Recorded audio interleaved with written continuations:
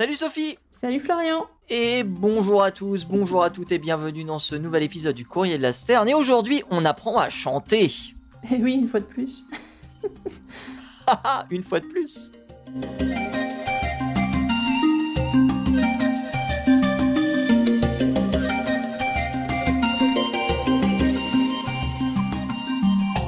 Comment ça va Sophie? Eh ben, bien, un peu humide en ce moment. Et toi? Eh ben non, ça va, pas trop d'humidité de par notre région. Il fait plutôt beau aujourd'hui. Donc voilà, assez agréable. Donc moi je vais aussi parler de chant finalement, mais moi je vais parler de chant dans un contexte un peu autoroutier. Enfin, autoroutier, c'est un petit peu, on va dire, exagéré, puisque Vraiment. on ira aux Galapagos. Ah, c'est joli ça. Voilà. Décidément, on C'est visite joli. souvent les Galapagos. Hein. C'est vrai. Il faudrait y aller un de ces jours en vrai quand même, hein, parce que là, à force d'en parler... Eh ben écoute, faut que je prenne un billet d'avion. Ah. Mais bon, tu auras plus de chances que moi d'y aller.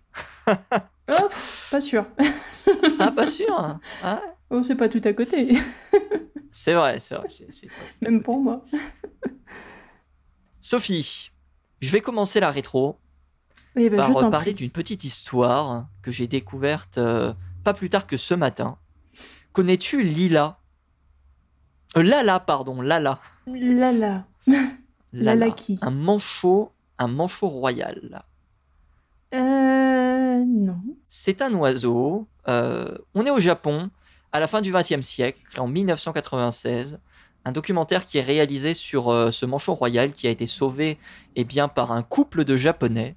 Celui-ci était assez mal en point. Et donc, cet oiseau, par la suite, vivait chez ce couple. Alors, petite salle avec de l'air conditionné pour imiter un petit peu, on va dire, le paysage arctique de manière assez difficile du Japon. Oui. Mais ce qui est assez intéressant, c'est que c'est un oiseau qui avait un petit sac à dos, en forme de pingouin, bien sûr. Et en forme de manchot, plutôt, pour être précis. Attention. Évidemment. Attention, nous sommes dans une émission sérieuse. Ah mais... Et cet oiseau allait chez le poissonnier pour aller récupérer du poisson. Et il faisait l'aller-retour mais oui. pour ramener le poisson qui ensuite était dégusté le soir. Mais voilà. oui, ça me dit quelque chose. Effectivement, il s'appelait Lala celui-là. Je savais pas, tu vois. Il s'appelait Lala, exactement. D'accord. Et je suis tombé dessus par hasard sur YouTube, qui a décidé dans mon fil de me mettre cette vidéo, qui dure pas très très longtemps, et qui était assez intéressante. Alors malheureusement, l'oiseau est décédé depuis. Il est décédé en 1998. Alors entre les différentes sources, on est entre 96 et 98. Mais en tout cas, il a passé, on va dire, les 10 ans d'âge, ce qui pour un manchot royal, qui est en plus dans son environnement non optimal, plutôt sympa. Ça peut vivre un peu plus longtemps, un manchot royal quand même. Ouais, mais là, il n'est pas vraiment dans les conditions dans lesquelles il doit vivre, quoi. Donc, oui, c'est vrai.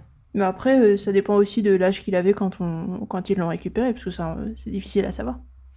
Ah, c'est pas précisé ça. Lorsque il parle en tout cas qu'il avait plus d'une dizaine d'années, mais l'âge réel est un petit peu plus difficile à trouver. Ah oui. Voilà pour l'histoire de Lala. Sophie, as-tu quelques petites découvertes? Écoute, oui. On a eu une étude qui est publiée très récemment dans Ibis, qui s'est intéressée cette fois-ci au petit sac à dos GPS. Alors toi tu parlais d'un sac à dos en forme de manchot. Encore déjà cadeau. Tu vois, je parle d'un sac à dos GPS. Alors on est tout de suite dans la haute technologie là par rapport au sac à dos manchot quand même. Et en gros, l'étude s'intéressait à l'effet de ce petit GPS sur le dos. En l'occurrence, c'était des aigles de Bonelli qui ont été étudiés. Okay. 45 d'entre eux qui ont été équipés d'un GPS, ils sont intéressés à l'effet de ces GPS, la présence de ces GPS sur la survie et le taux de reproduction de ces animaux, voir si ça avait un impact de leur installer un truc comme ça sur le dos, parce qu'on peut se dire que logiquement ça risque d'en avoir un petit quand même, c'est pas exactement c'est pas très saillant. Je suis sûre que pour la parade nuptiale, il doit y avoir un effet. Et donc, ils comparaient ça avec la pose de bague, par exemple. Et en l'occurrence, ils ont trouvé qu'il n'y avait absolument aucun effet de ces petits sacs à dos GPS sur la reproduction de ces 45 exactement adultes d'aigles de Bonelli. Ok. Donc c'est plutôt une bonne nouvelle. C'est une très bonne nouvelle parce que j'avais lu une étude un peu contradictoire. Alors, on n'était pas sur la période de reproduction, mais on était sur, alors, me semble sur des goélands, si je dis pas de bêtises, en tout cas des oiseaux de mer, qui dépensaient 40% plus d'énergie en ayant justement ces sacs à dos GPS que s'ils ne les avaient pas. Alors peut-être qu'ils dépensent plus d'énergie. Je pense que ça doit dépendre de la... mais en tout cas, le taux de reproduction n'a pas été affecté. Donc ça... Ok, ça c'est une très très bonne nouvelle pour la recherche. Alors attention aussi, tu as différents types de GPS. Juste pour préciser rapidement, les nouveaux, les plus récents, sont quand même un peu moins lourds. Et là, en l'occurrence, on était sur des aigles de Bonelli. Donc en fait, le GPS, ça tablait entre 1 et 3% de leur masse corporelle. C'est pas énorme. Ok, d'accord. Oui, c'est vrai qu'il y a aussi la taille des enregistreurs qui varie en fonction des différents individus. On va rester un peu dans la reproduction avec une petite vidéo qui circule sur Internet. Et je ne crois pas qu'on ait eu l'occasion de parler de ça très souvent, Sophie, d'anthropocentrisme. Intéressant alors, ça. Grosso modo, qu'est-ce que la vidéo est ? La vidéo, c'est un couple de cigognes. Jusque-là, tout va bien. Et l'un des individus ramène ce qui s'apparente à une espèce de couverture et va la poser directement sur le dos de l'autre oiseau qui est en train de couver.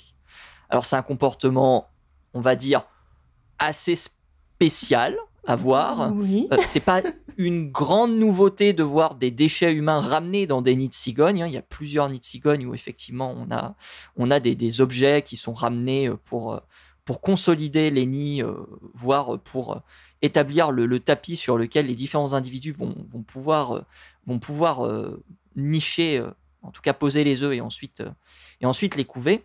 Mais ce comportement interroge parce que on se dit que ça pourrait ressembler à un mâle qui, justement, apporte une couverture à la femelle parce qu'elle a froid.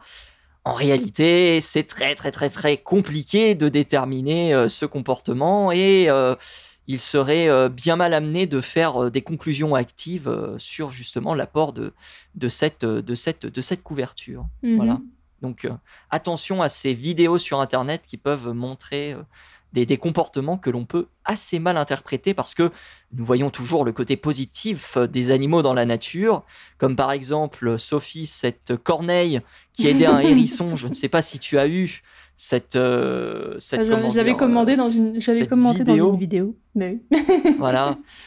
Où justement on disait « Oh mais cette corneille aide le hérisson à traverser la route pour éviter de se faire écraser. » Non. Non, elle essaie juste de manger. La corneille n'avait pas, clairement. la corneille n'avait pas du tout cette intention-là. Donc voilà, il faut faire attention à ce genre de choses. Et je profitais de cette petite vidéo qui tourne un petit peu pour parler de cela. Eh bien, tu as raison. Alors moi, de mon côté, j'ai une bonne nouvelle. Et on va parler des pinsons bleus de Grande Canarie, qui a dépassé, cette fois-ci, les 400 individus dans la nature, ce qui est une excellente nouvelle, parce que c'est des animaux qui sont en danger d'extinction. Et ça a été réalisé grâce à un lâcher de 194 oiseaux entre 2010 et 2019 dans la pinède de la Combre. Voilà, donc c'est un petit passereau forestier. Malheureusement, une aire de répartition très très très réduite, on est sur du 60 km² à peu près.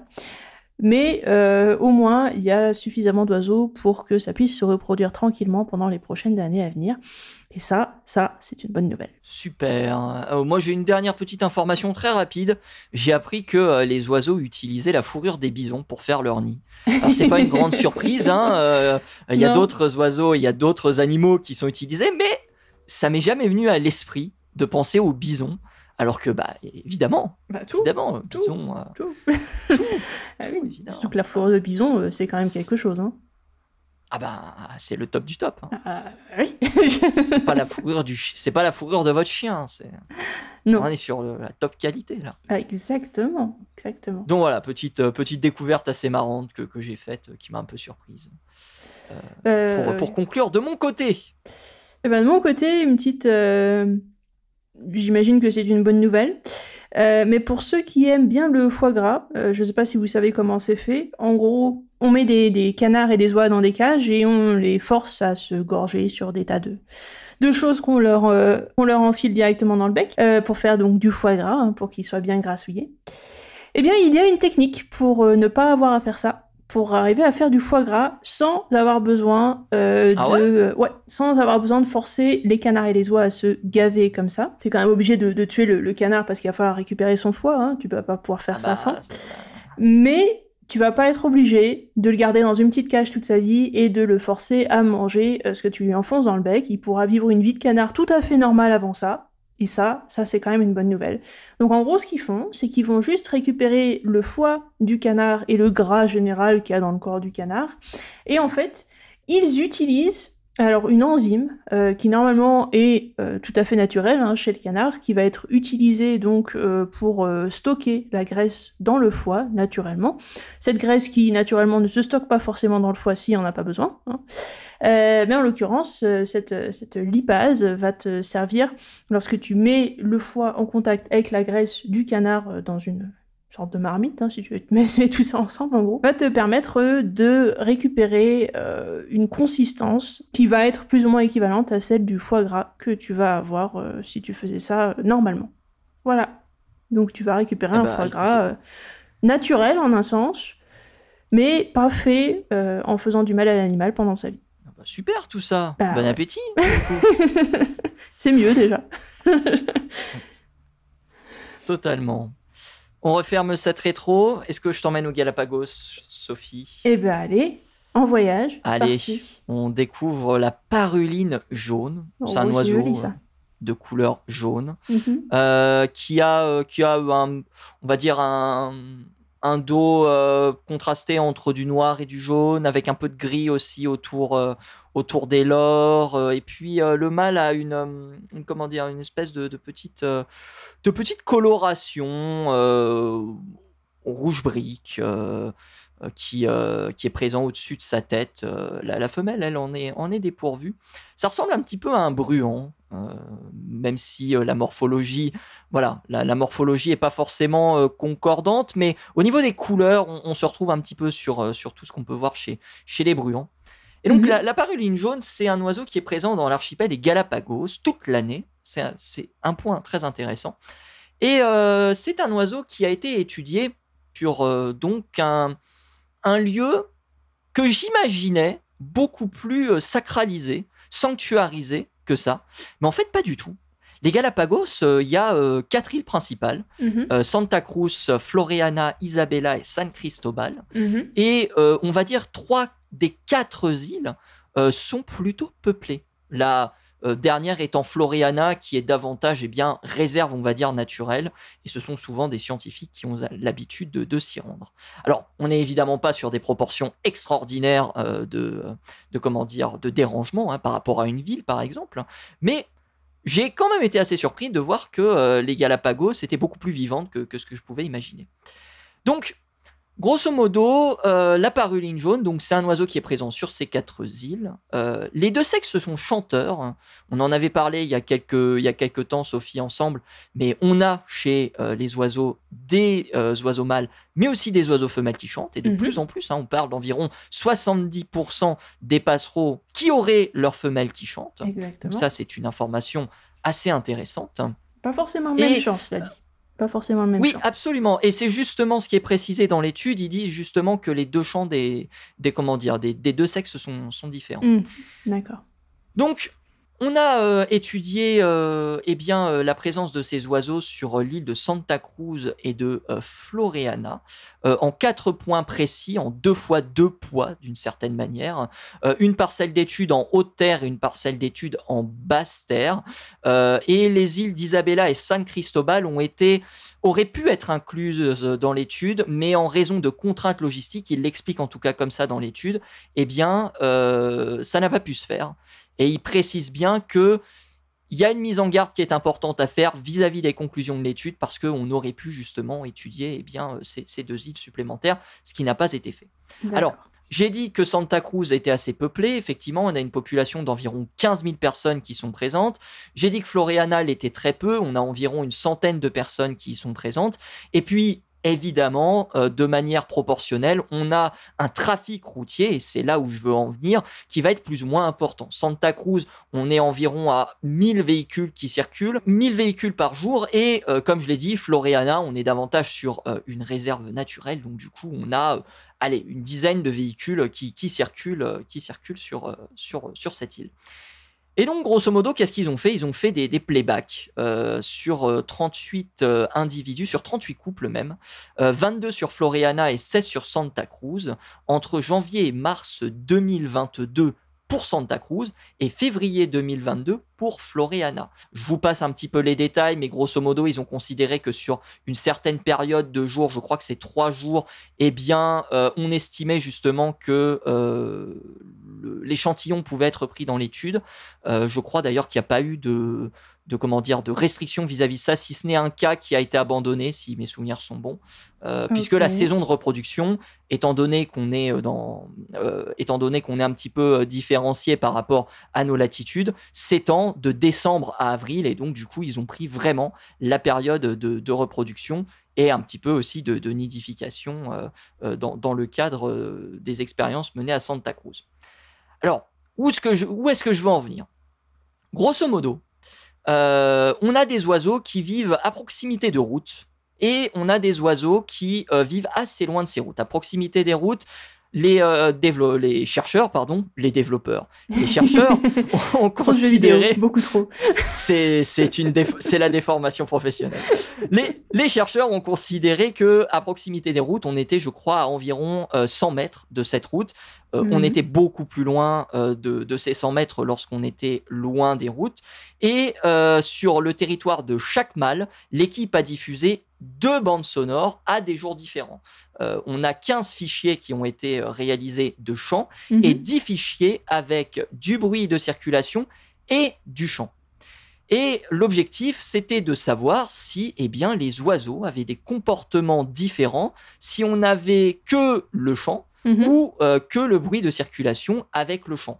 Alors, on est dans l'enregistrement, il le précise dans l'étude, à 5 voitures environ par enregistrement. L'enregistrement s'étale, je crois, sur 4 minutes, si je ne dis pas de bêtises. Et la conclusion de l'étude, c'est que l'équipe a constaté que les mâles qui vivaient à proximité de routes très fréquentées se comportaient de manière plus agressive que les mâles qui étaient dans des endroits où on était beaucoup plus calme. Alors, il y a plusieurs hypothèses. Certaines hypothèses se disent que c'est peut-être justement le fait de se faire entendre plus facilement. Voilà. Le problème, c'est que les mâles n'ont pas tous chanté en s'approchant justement de la route ou d'un autre mâle en présence, ce qui signifie qu'on était dans un comportement d'agressivité vis-à-vis justement des oiseaux qui étaient lancés en playback. En revanche, les mâles qui vivaient à l'écart des routes, eux, se sont montrés beaucoup moins agressifs, évidemment avec les individus, mais aussi en présence des bruits de circulation. Pourquoi ? Tout simplement parce qu'ils n'ont pas l'habitude de ces bruits de circulation.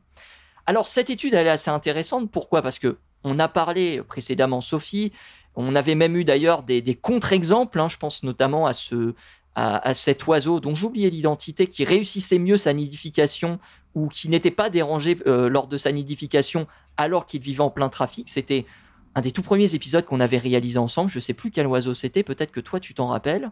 Bref, on avait pas mal discuté. Tu t'en rappelles pas du tout ? Ça fait longtemps, je ne sais plus. Ça fait longtemps. Le nom de l'épisode, c'est Super Papa, je m'en souviens. Grosso modo, on avait ça te dit quelque chose ? Oui, ça me dit quelque chose, effectivement. Mais ce qui est assez intéressant ici, c'est qu'on est sur une proportion de trafic qui est beaucoup moins importante que ce qu'on a l'habitude, nous, de connaître dans nos villes, voire même dans nos campagnes. Parce que je pense que 1000 voitures, dans certains endroits qui sont extrêmement isolés de France, on arrive à les faire assez facilement, ces 1000 voitures par jour. Donc, force est de constater que même dans des endroits où on a finalement très peu de trafic, on a quand même des conséquences qui sont assez importantes sur l'agressivité des individus.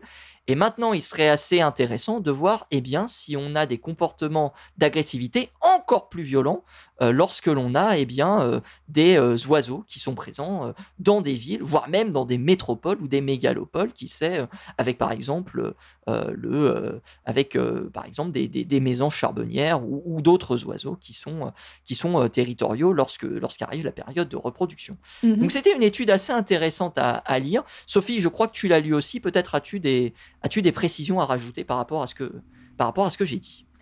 Alors moi, ce qui m'avait amusé dans l'étude aussi, c'est qu'ils expliquaient qu'il y avait un comportement en plus de l'agressivité qu'ils avaient noté. C'était le changement dans le chant du mâle lorsqu'il y avait beaucoup de voitures qui passaient. Et ils disaient que la fréquence n'était plus exactement la même et ils s'arrangeaient pour passer sur une fréquence beaucoup plus élevée pour arriver à se faire entendre par-dessus le bruit des voitures dans ces cas-là. Et ça, c'était intéressant aussi parce que du coup, non seulement on a une hausse de l'agressivité, mais en plus on a un changement, carrément, une modification du comportement et notamment du chant de l'animal à cause de l'activité humaine, ce qui est quand même... voilà. Ça modifie pas mal de choses et ça doit certainement avoir un impact à la fois sur les guéguerres territoriales entre les oiseaux, parce que c'est un peu pour ça le chant, mais aussi sur la reproduction, parce que ça fait aussi partie intégrante de ce genre de choses. Changement de fréquence, mais aussi changement de durée, puisque les mâles vivant sur l'île Santa Cruz chantent plus longtemps en présence des bruits de circulation que les oiseaux qui sont présents sur l'autre île, donc Floriana. Exactement. Donc, même sans vouloir et sans vraiment avoir envie de faire changer et de faire évoluer les choses autour de tout, on encourage l'évolution des espèces d'une certaine manière. Incroyable. Ah oui, c'est une super étude, et maintenant il faut que, comme je l'ai précisé, je sais pas dit, je crois, dans les perspectives de l'étude, mais étendre justement ce spectre de cette réflexion au-delà de simplement l'île des Galapagos, mais pour montrer que dans des endroits, on va dire, où il y a très très peu de dérangements, parce qu'on est sur 1000 véhicules, ce qui peut paraître anodin aujourd'hui dans nos circonstances actuelles, ça a déjà un impact sur la présence des oiseaux et sur leur agressivité plus ou moins importante. Exactement. Mais je crois qu'on avait aussi une autre étude à un moment, parce que je me souviens avoir parlé de nidification près d'une route pour d'autres espèces. D'ailleurs, c'était l'année dernière, juste. On en avait parlé et il y avait un changement dans le nombre de couvées qui arrivaient à terme et qui effectivement... Oui, absolument. Donc, absolument, c'était avec... C'était avec C'était avec un petit diamant faucon mandarin. Non, c'était avec le faucon il y avait le il me faucon. semble. Il y avait ça aussi. Juste à côté. Parce qu'il y avait le diamant. Je sais plus si c'était sur le diamant. Oui, il y avait un truc aussi sur le diamant mandarin à ce sujet, effectivement. Il y avait le aussi. diamant. Mais lui, c'était dans les œufs. Lui, c'était directement lors du développement embryonnaire, voilà. Effectivement. Exactement, c'est ça. Donc oui, ça a un impact. Comme quoi, tout se recoupe, tout ça. Ah, on découvre de plus en plus de choses là-dessus et ça vient pas forcément dans la bonne direction. J'ai envie de dire que c'est un peu inquiétant. Oui, puis j'ai l'impression qu'il y a un vrai boom en fait de ces études sur la pollution sonore, parce qu'on parle beaucoup de la pollution visuelle, notamment avec les villes. J'ai eu l'occasion d'en parler lors de mon précédent cours, mais la pollution sonore, on a, j'ai l'impression, de plus en plus d'études qui relatent ces faits.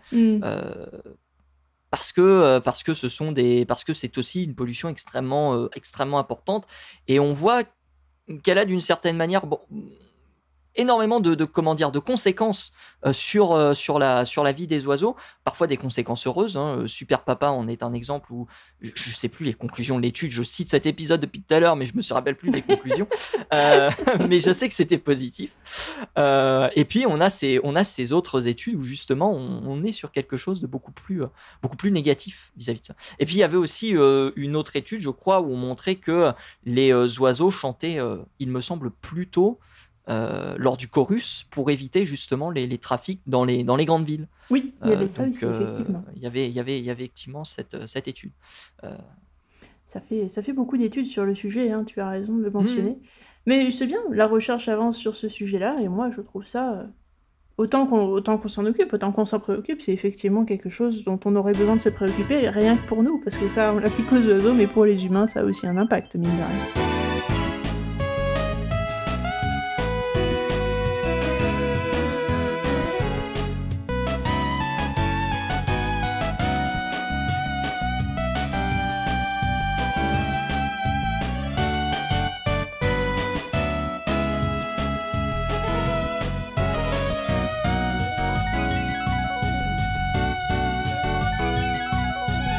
Mais Sophie, on va rester dans les champs. Et oui. On va apprendre à chanter.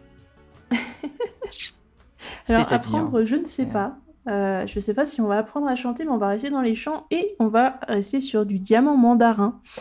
Eh ben oui, comme tu l'as dit tout à l'heure, le diamant mandarin, on l'a déjà vu pour une histoire de chant, on l'a déjà vu pour plein d'autres trucs, parce que c'est un animal modèle, hein, mine de rien. C'est avec ça qu'on étudie des tas de trucs. Et ce diamant mandarin, il a encore plein de trucs à nous apprendre, parce qu'on a encore découvert des choses grâce à lui. Et ça, quand même, il va falloir lui dire merci un de ces jours. Donc... Oh bon, on lui dit déjà merci. On lui dit merci de nombreuses fois. Donc, ce petit diamant mandarin, il a été étudié, juste une petite étude qui est sortie là il n'y a pas longtemps. Il a été étudié parce que, à nouveau, on s'est posé la question, mais pourquoi les jeunes oiseaux décident soudainement d'imiter les adultes et d'essayer d'avoir le chant. Alors, pour les diamants mandarins, en l'occurrence, c'est le mâle, principalement, qui va essayer d'imiter le chant du père. Pourquoi est-ce que ces jeunes oiseaux passent... Alors, il ne s'agit pas juste d'heures, il s'agit de jours entiers, hein, de semaines entières, et voire même de mois, parce que pendant 3 mois, en total, le jeune diamant mandarin, va essayer de perfectionner son chant, et il va y passer quasiment toute sa journée. Donc pourquoi et comment est-ce qu'il arrive à consacrer quasiment tout son temps à l'apprentissage de ce chant? Quel est son objectif, quelle est sa motivation derrière tout ça en quelque sorte? Comment est-ce qu'un animal peut vraiment se consacrer quasiment exclusivement à une seule tâche tous les jours? Parce que bon, on va se dire, tu vas me dire, oui, bon, c'est pour la reproduction derrière, il y a quand même un instinct, il y a quand même quelque chose qui fait en sorte que t'as envie d'arriver à ce résultat et d'arriver à faire le meilleur chant possible en quelque sorte pour arriver à choper la plus jolie femelle du coin. Est-ce qu'il faut faire comme sur Facebook, tu sais, les fameux posts de motivation personnelle là Peut-être qu'ils ont... En l'occurrence, j'ai pas l'impression, ou alors je suis pas allée voir sur Twitter suffisamment souvent, peut-être qu'ils ont leur motivation sur Twitter, je n'en sais rien. Mais en tous les cas, j'ai pas l'impression que ce soit ça. Parce que pour étudier ça, en fait, ce qu'ils ont fait, c'est qu'ils ont pris des jeunes diamants mandarins qui venaient juste de sortir du nid, qui sont encore à cette période où ils n'ont pas encore tout à fait appris la chanson de papa, et ils doivent encore pratiquer pendant au moins 2 mois pour arriver à avoir une chanson à peu près correcte pour attirer une femelle. Et donc, pendant ces 2 mois, ils vont pratiquer. Et alors, ils les ont sortis du nid, vu que là, une fois qu'ils sont sortis du nid, ces diamants mandarins, ils ne restent pas spécialement avec les autres, ils peuvent aussi être tout seuls. Et ils les ont séparés, chacun dans leur petite boîte, où ils étaient tout seuls, et ils n'entendaient pas les chants des autres. Donc ils se sont dit, on va tester plusieurs choses. On va tester en premier lieu, est-ce que cette répétition, est-ce que ce serait pas dû simplement à l'écoute des autres adultes qui sont autour d'eux, et peut-être que ça les entraîne, que ça les motive en quelque sorte à avoir la meilleure chanson possible. Est-ce que ce serait pas dû à ça? Eh ben pas du tout, parce que les jeunes diamants mandarins, même en étant isolés dans leur petite boîte, eh ben ils ont continué à chanter. Et c'est pas parce qu'ils pouvaient quand même écouter à travers les parois de la boîte le papa plus loin, c'est parce que les boîtes étaient complètement insonorisées. Donc, ça, c'est intéressant. Et ouais, donc c'est super intéressant. Et donc, ils étaient tout seuls dans leur petite boîte et ils continuaient à chanter toute la journée. Alors là, ça a quand même un peu posé une colle aux chercheurs. Ils se sont dit, attendez, mais qu'est-ce qui se passe? Parce que là, ils sont quand même partis sur plus d'1 mois de répétitions tous les jours, jusqu'à 10 000 répétitions de la chanson en question par jour. C'est quand même pas mal. Ah ouais. Même... ça s'entraîne pour The Voice. Ouais. Même quand personne n'écoute, du coup, parce qu'ils étaient littéralement oui, c'est vrai. Il y avait même ça pas une femelle à côté. Il y avait quand même une motivation, là, tu vois, tu la sens, la motivation. Elle est pas mal, là, quand même. 10 000 répétitions par jour.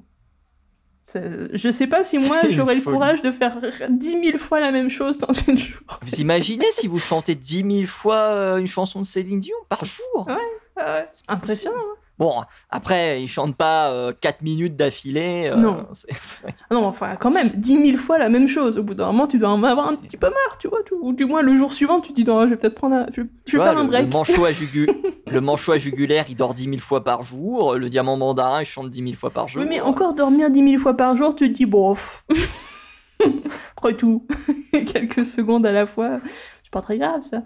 Mais chanter volontairement 10 000 fois par jour, il y a quand même quelque chose derrière. Donc, ils se sont dit, mais il y a une autre motivation. Quelle folie. Donc, c'est pas les autres autour, clairement, vu qu'ils sont tout seuls. Mais qui est-ce qui les motive? Alors là, ils ont demandé l'aide de chercheurs, mais cette fois-ci de chercheurs en neurobiologie. C'est-à-dire qu'ils sont allés s'intéresser à ce qui se passait dans le cerveau. Et dans le cerveau, vous avez une zone très particulière qui existe aussi chez les oiseaux, qui s'appellent les ganglions de la base, ou les noyaux gris centraux, qui sont en fait des noyaux qui sont au milieu plus ou moins de votre cerveau. C'est vraiment ce qui va vous servir, c'est une des aires les plus importantes du cerveau, parce que ça va vous servir non seulement au mouvement physique, arriver à bouger les bras, etc., mais aussi à l'apprentissage, et notamment à l'apprentissage des langues, et chez le diamant mandarin, l'apprentissage du chant. Et dans ces ganglions, il y a quelques phénomènes qui se passent, notamment quand vous apprenez. Dans ces ganglions, on va avoir une hormone que vous connaissez certainement très bien, qui va être quelque chose qui va être responsable en fait d'une sensation de bien-être que vous allez avoir si vous faites quelque chose de bien. Et je pense que toi, tu connais le nom de ce petit truc-là qu'on synthétise quelquefois pour... Oui, mais je vais dire une bêtise. Non. L'endorphine. En l'occurrence, non. La mélatonine? Non, la mélatonine, c'est pour, c'est pas pour ça. C'est pour le sommeil. Oui, en l'occurrence. Mais là, en l'occurrence, c'est la dopamine. La dopamine, c'est l'un des messagers chimiques que tu vas avoir dans le cerveau, qui transmet notamment des signaux très importants lors de l'apprentissage, qui va te servir en fait de motivation lors de ton apprentissage. Parce que tu sais, quand tu fais quelque chose de bien, et que tu le sais, et bah tu vas avoir une injection de dopamine quelque part qui va te dire t'as fait les choses bien, et c'est bien. Continue. Et en fait, ils se sont rendus compte que chez l'oiseau, ça fonctionnait pareil. Et en l'occurrence, chez ces jeunes oiseaux, lorsqu'ils arrivaient à produire un chant qui était assez proche du chant du mâle, et de plus en plus proche du chant de leur papa, en l'occurrence, et ben ils avaient plus en plus de sécrétion de dopamine. Ouais.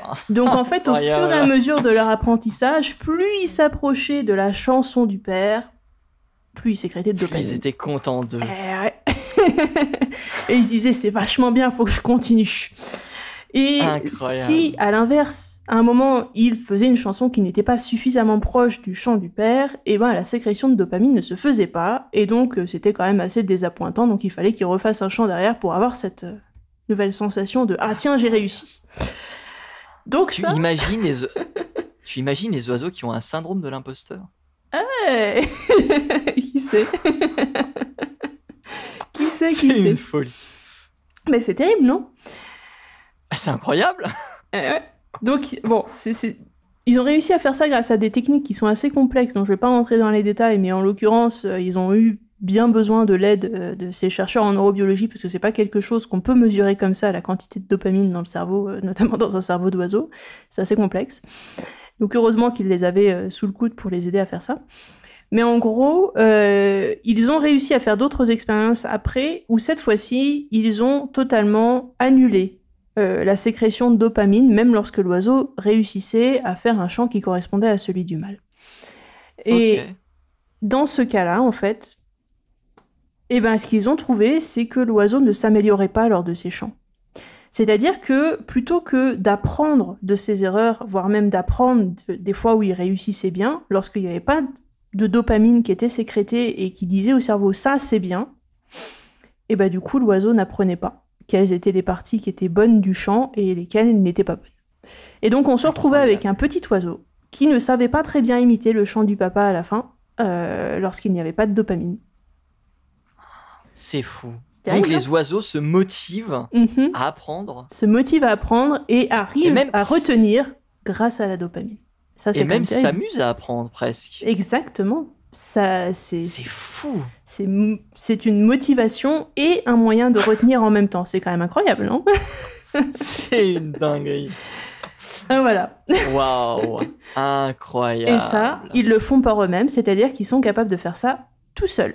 Ils n'ont besoin d'aucune aide extérieure vu qu'ils étaient tout seuls dans leur petit cubicule, là, sans aucun chant d'oiseau autre part. Ils avaient juste appris du mâle lorsqu'ils étaient encore dans le nid et ils avaient enregistré en quelque sorte le chant du mâle d'une certaine manière dans leur cerveau et ils essayaient au maximum de se rapprocher de ce chant-là. C'est quand même assez incroyable. C'est Hein. une folie. C'est une folie. C'est incroyable. Mais moi, j'ai quand même une question. Parce que, est-ce que les oiseaux, justement, avaient comment dire, ces injections de dopamine lorsqu'ils réussissaient à faire un chant qui n'était pas forcément identique au mâle? Je m'explique. On avait évoqué avec Victor le cas du bruant à gorge blanche. Et les femelles préféraient un chant qui était davantage nouveau qu'ancien. Donc il y avait des oiseaux qui s'étaient amusés comment dire, à réaliser un nouveau chant. Mhm. Et donc les femelles préféraient ce nouveau chant à l'ancien. Et donc le nouveau chant, eh bien, comment dire, se répandait plus facilement puisque les femelles étaient plus attirées par les mâles qui avaient ce chant. Donc forcément, le chant comment dire, se répétait de plus en plus à chaque période de reproduction. Et oui. Est-ce qu'on a eu aussi comment dire, cette délivrance de dopamine lorsque les oiseaux se sont mis un petit peu à faire du progressif, quoi. C'est à faire.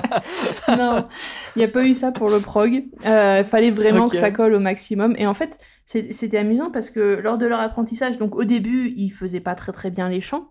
Mais s'il y avait un moment où ils répétaient le chant un petit peu mieux que les autres fois, et ben ils allaient avoir cette injection de dopamine en quelque sorte, plus que la normale.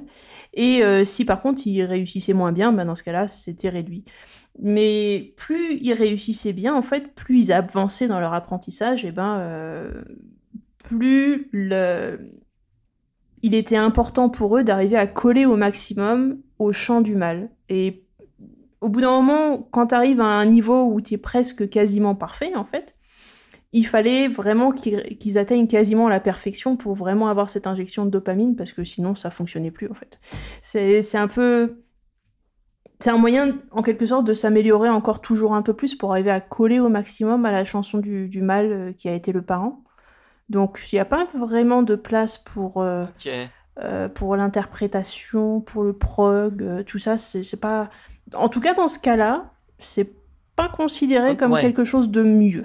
Le mieux, c'est Mais vraiment d'être au maximum parfait, comme le Mais papa. on touche peut-être à quelque chose, enfin une question qu'on se posait, c'est pourquoi les oiseaux imitent d'autres choses. Ah ouais. Et peut-être pour ça. peut-être que si on refait cette expérience-là et qu'on découvre à nouveau ce genre de choses, on va peut-être enfin avoir le fin mot de l'histoire. Et oui, C'est terrible. Hein. incroyable. Ah là là, c'est Ouais, c'est top. incroyable. Mais c'est encore Mon plus cerveau intéressant. fume actuellement. C'est encore plus intéressant quand tu sais que la région du cerveau, donc, dont j'ai parlé tout à l'heure, c'est la région du cerveau qui est aussi responsable des problèmes type Alzheimer et Parkinson. Ah. Et ouais. Wow. Et du coup, savoir exactement comment ça fonctionne là-dedans, c'est critique pour arriver à soigner ces deux maladies. Donc ça fait aussi progresser la recherche en médecine, mine de rien, parce que maintenant on comprend un peu mieux comment fonctionne l'apprentissage dans cette région du cerveau. C'est important, et ça sert aussi de mémoire et de plein d'autres trucs, donc il faut savoir comment ça fonctionne, ces parties-là. C'est fou. Wow. Mhm. Eh bien voilà, vous avez appris que les oiseaux s'amusaient à chanter. C'est fou. Et ouais. Ah là là. Eh ben, c'est sur cette incroyable information qu'on va finir cet épisode. Merci beaucoup Sophie Eh bien, de merci nous à avoir toi. parlé de cet incroyable sujet. On rappelle que vous pouvez retrouver les précédents épisodes du Courrier de la Sterne sur toutes les plateformes de streaming, sur YouTube aussi. Si vous avez des questions, n'hésitez pas. On prend toujours un petit peu de temps pour y répondre, mais si vous avez des questions, n'hésitez pas. Vous retrouverez aussi dans la description toutes les sources utilisées pour réaliser cet épisode ou presque. Je vais essayer de vous retrouver cette vidéo que j'ai eue ce matin sur YouTube parlant de Lala, le manchot royal. Ah, mais oui. Et d'ici là, eh bien, on vous donne rendez-vous la semaine prochaine pour un nouvel épisode du Courrier de la Sterne. Salut à tous, salut à toutes. À plus.